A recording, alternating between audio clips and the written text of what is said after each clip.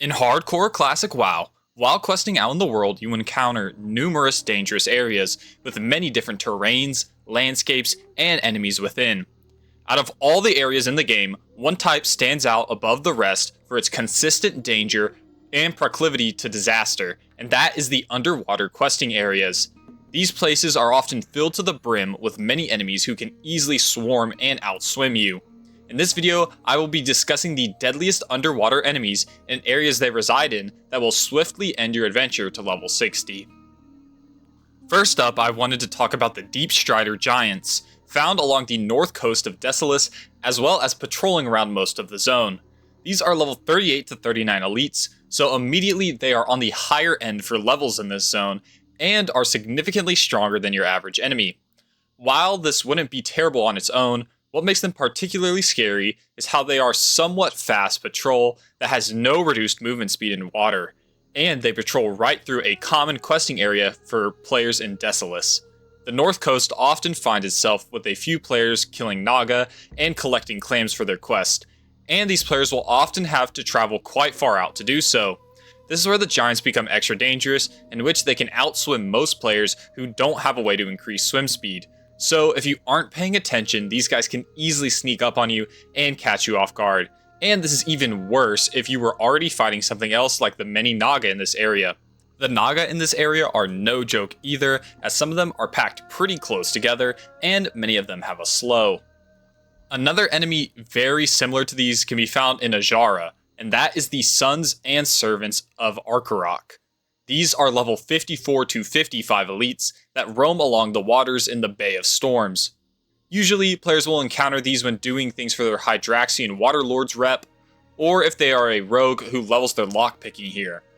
These are dangerous for similar reasons as the Deep Strider Giants, but what is different is that these guys have pretty low health, but really high damage output for an elite at their level. This, combined with them being hard to kite in water, makes them really scary for squishier characters. Luckily, most players who find these enemies are max level, so they don't have too much trouble, and they are really big and usually pretty easy to see, so it's hard to get snuck up on. Before we continue, I just wanted to thank you for watching this video so far, and encourage you to leave a like and subscribe if you haven't already, as it really helps me out. Anyways, back to the video. Next, we can look at the Naga of the Drowned Reef by Falder's Cove, in the Arathi Highlands. This is a super dangerous questing area for anybody who doesn't have a way to negate drowning issues, such as warlocks, shamans, druids, or undead players. This is entirely because the most common enemy here, the Daggerspine Raider, has a ridiculous 10-second ranged instant cast net, which will root you. This is super annoying underwater, considering the fact that you have to swim quite deep for some of the quests in this area. It is very easy to not think ahead and lose track of how long you have till you drown, resulting in you fighting a raider and getting trapped super far below the surface, causing you to drown. I would recommend always having water breathing potions in this area if you can't avoid drowning, as that will make this area considerably easier and less of a headache. Another area in which these potions are useful is the Vile Reef in Stranglethorn. This is a giant underwater coral reef filled with elite murlocs, primarily in the ruins areas, but also scattered around the trenches. This might be one of, if not the most annoying questing area of all time. The reason for this is that it is super deep, almost requiring a method of water breathing, while also being full of elite murlocs that are pretty close together, usually requiring a group of 3 people. The murlocs are also extremely annoying since they all swim way faster than you, meaning they can easily chase you. Most of them have ranged attacks, and the Tide Lords have a Frostbolt to make you even slower than you already are. Doing quests in this area feels like a punishment for having too much fun playing the game, and it is equally as dangerous as it is annoying, since these elites are no joke and the caster murlocs hit extremely hard. I would recommend just skipping quests here until you are decently higher level, around 38 to 40, and you really want to do them. Also, I should mention that it is kind of easy to get fatigued in this place, since parts of it go very far past the fatigue line, and if you aren't paying attention, it's easy to get caught off guard by that. The next location we can look at has even more murlocs, and that is the northern coast of Darkshore, where the quest Deep Ocean Vast Sea is completed. This is a level 13 quest that asks you to retrieve 2 lockboxes from 2 ships wrecked off the coast of Darkshore. This quest is deceptively tricky and is quite hard for this level, as both ships are filled with a lot of murlocs that can easily be pulled on accident and through walls. Additionally, these lockboxes can be kind of hard to find if you don't know where to look.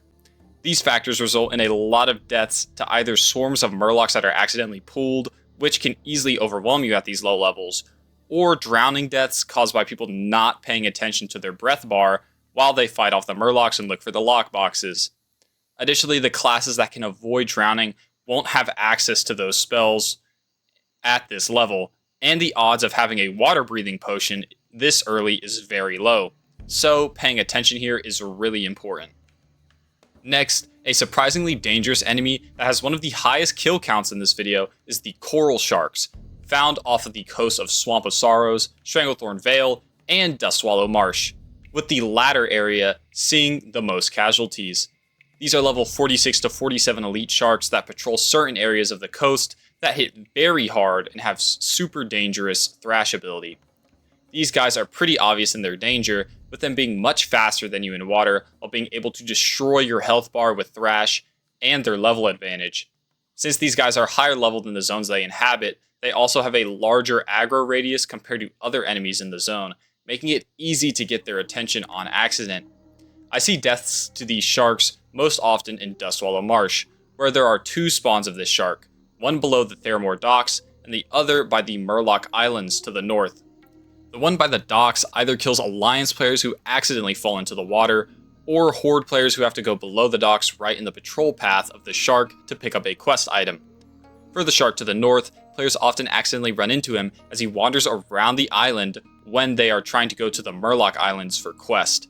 It is actually really hard to see this enemy when your camera is above water, so it is really easy to swim right into this shark and get 1 or 2 shot. Continuing, if we look to the north in Ashenvale, we can find Mistral Lake, a hot spot for many deaths that is filled with dozens of water elementals. The main issue with this lake is that there are a lot of water elementals that can easily aggro when you swim near or above them, that all outswim you and have a frost nova to freeze you in place. This can cause major trouble when you accidentally pull 2 or 3 of these elementals, in which it is really hard to run away. Additionally, there is a larger boss water elemental named Tidris that patrols around the center island of the lake that easily sneaks up on a lot of players. I'd recommend being very careful in this area and always trying to clear out as many of the mobs as you can one by one, since it is pretty easy to be overwhelmed. Also, frost mages beware, all of these elementals are immune to frost spells. And that concludes the video on the underwater enemies and areas that will definitely kill you in hardcore classic WoW. If you enjoyed this video, make sure to like and subscribe for more content like this. If there's anything you thought I forgot in this video, leave a comment below. Anyways, I'm out.